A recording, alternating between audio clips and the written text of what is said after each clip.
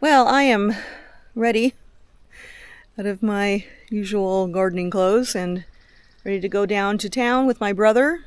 We're going to Spare Time Gardens. It's a local nursery, and they're having a huge sale today. So there are a few things I'd like to pick up, like amendments for the soil and stuff. So very excited. Hopefully, I can get some kind of footage, but I have a feeling it's going to be packed.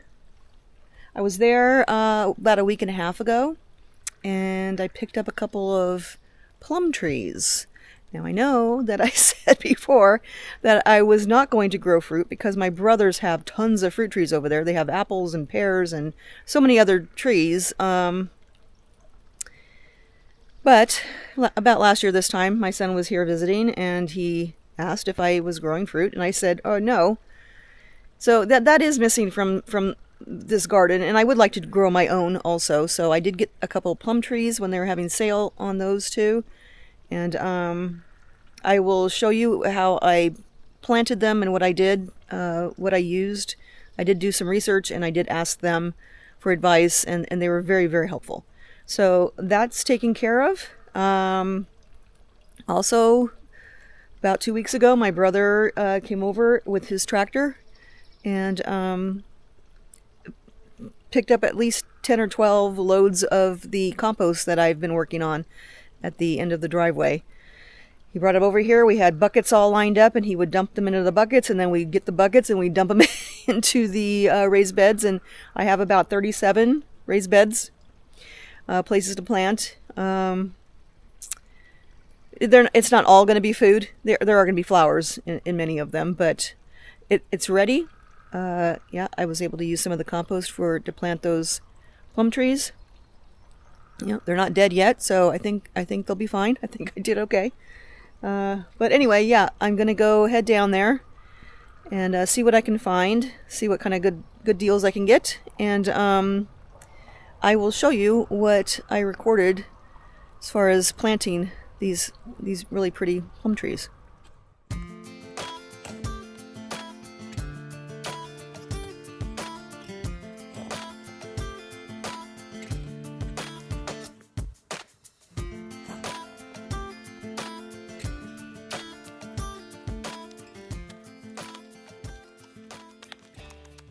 So I have my native dirt, I have compost, I have a bunch of perlite that I bought in a huge bag at the local nursery, really quite inexpensive.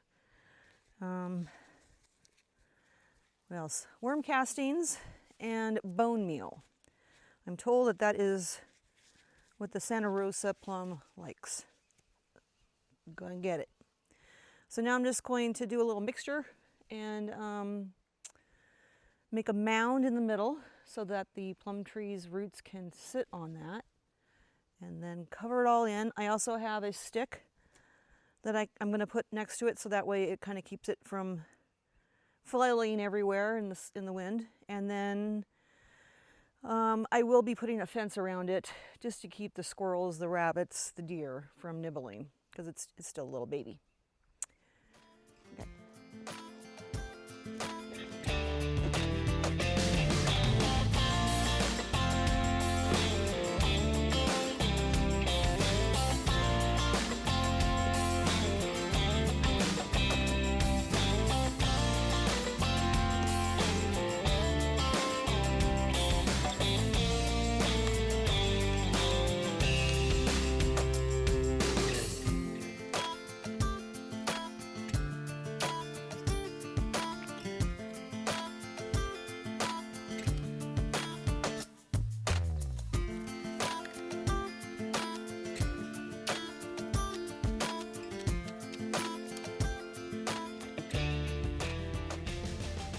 It's all in.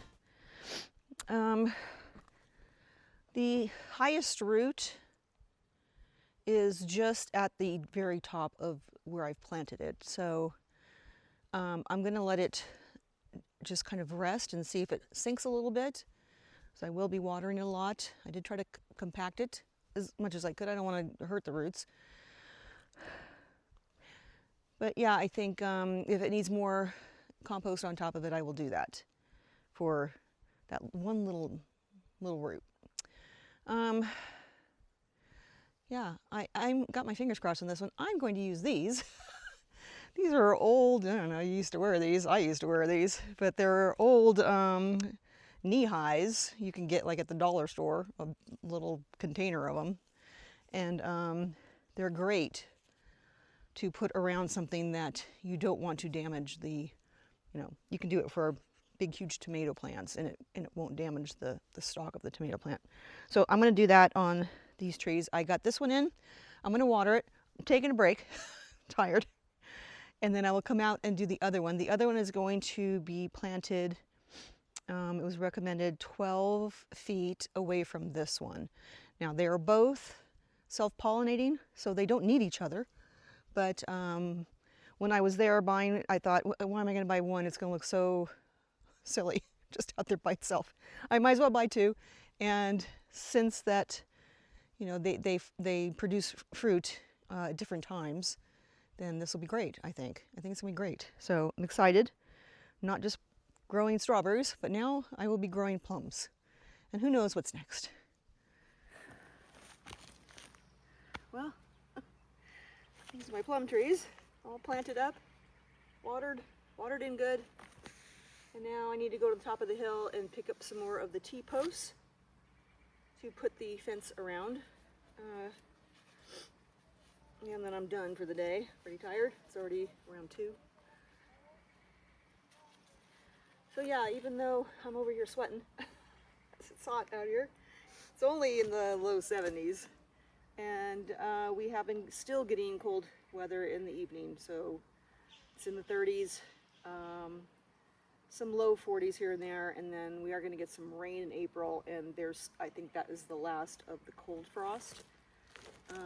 And it's not super cold, nothing in the 20s, but they like a little cold, get their little frost on when we get into the lower 30s, and they should be fine.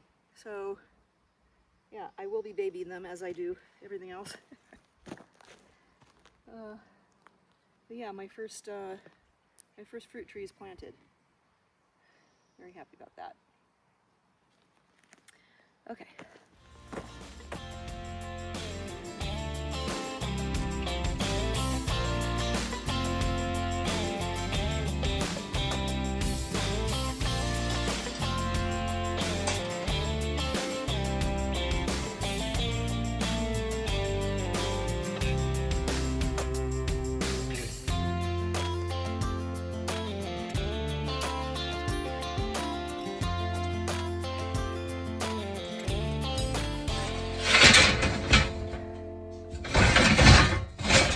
Well, I didn't get any video because I was just looking everywhere. It was amazing. Okay, so I came back with 2 buddleias. Apparently they are deer resistant, so they're going to go out there in the heat, bring on the butterflies. And then some strawberry plants and celery, because I have a hard time growing celery. So I got celery and some bok choy, since it's it's going to be hot pretty soon, and those will bolt, so I'm just going to get them in real quick and eat them, and hooray. So yeah, that was fun. This was a fun little adventure with my brother. We stopped at the, it's like a feed store for small animals, and, oh, actually they have horse stuff too. But yeah, it's just fun going out and doing fun stuff like that. Okay, thanks for watching. I know, Gretel. I know.